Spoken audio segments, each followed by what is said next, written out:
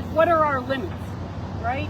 So who defines our limits? And that's what we were talking about. My husband and I were working on a service, and we started with this quote that came from a book written by Richard Bach called Argue. The book is called Illusions, The Adventures of a Reluctant Messiah. It was written in 1977. Can you see if it's recording on your phone? It's a good book that you can read for fiction, and it was my first introduction ever to philosophy and thinking about things in a different way. And so he floated this phrase, argue for your limitations, and they're yours. And I thought, well, you know what? That's why I come to Justice Southbury every Sunday. Because all those years ago, when they murdered George Floyd, I had to stand up and say, I will not accept the limitations that are putting on me by society. To accept that's okay for us to watch a man die in front of us. And then that evolved into what we're doing today, which is standing for a more fair and kind community for all our neighbors. So, I can admit, did anybody see the image posted on Facebook of the rally? No. So, and how many of you know who Sisyphus is? Oh, you pushed her off the So almost everybody knows. So there was a modern day picture of a Sisyphus because it was one of those computer generated guys pushing the giant boulder up the hill. The boulder continues to roll down on him and he wants to push it back up the hill. And that kind of personifies for me what we're feeling like these days. I find that it's a daunting task to stand for justice these days. And so how do we keep going in the face of all of these overwhelming odds we have? We just get to work, and that's what we're doing here. Rather than arguing for our limitations, we're here on this corner week after week and are an example of the concept of recognizing the limitations that others imagine, discarding them, and getting to work with practical things that we can do to change our world. And this, in general, is emblematic to me for a life well lived. Last week's rally, we had a lovely female speaker from a center in Waterbury. I can't remember her name, but he noted that, even during the course of our rally that day, we note that people are at different ages and stages. As she presented, her husband, who was clearly fully in support of all the work that they were doing in Waterbury, was engaged in another task.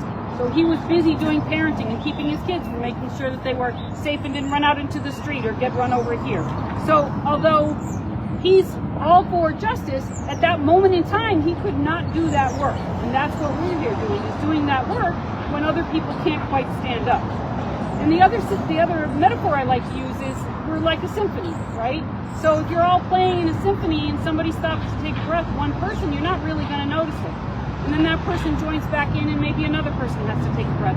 But still the beautiful thing that the symphony is trying to create, that beautiful piece of music, goes on uninterrupted and you don't notice that somebody needed that extra little bit of support. So here we are in our corner for 283 weeks, standing because we recognize the importance of acting in the moment, not just wringing our hands. Standing here is a visible call to justice for all. And while we wish that there were more people who joined us on this corner on any given Sunday, we are here saying this is something important to stand up for. And while we recognize we cannot all stand at the very same moment, we each must do our part to make the community we wish to see. So, although the barrage on our democracy continues, and I like to call myself Mary Sunshine, and it doesn't feel like Mary Sunshine news to report. We're seeing the destruction of the East Wing of the White House, the People's House, against our will. We see the collected will of elected officials who refuse to negotiate and reopen the government. We see the seemingly endless abuses of the poor, the marginalized, and we have to stand for those who are beleaguered and can't do it now. So, Mark Percy wrote a beautiful poem, and I want to share it with you. The title of the poem is To Be of Good Use, and I believe it describes the work that we're doing here on Sunday. It goes like this. The people I love the best jump into the work head first, without dallying in the shallows, and swim off with sure strokes almost out of sight. They seem to become natives of that element, the black, sleek heads of seals bouncing like half-submerged balls. I love people who harness themselves, an ox to a heavy cart, who pull like water buffalo with massive patience, who strain in the mud and the muck to move things forward, who do what has to be done again and again.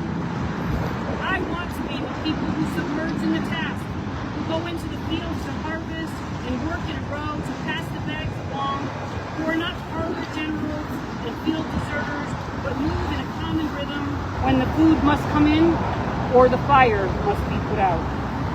The work of the world is common as mud. Botched smears the hand, crumples to dust. But the thing worth doing well has a shape that satisfies, clean and evident. Greek amphoras for wine or oil, oaky vases that held corn are put in museums, but you know they were made to be used. The pitcher cries for water to carry, and in person the work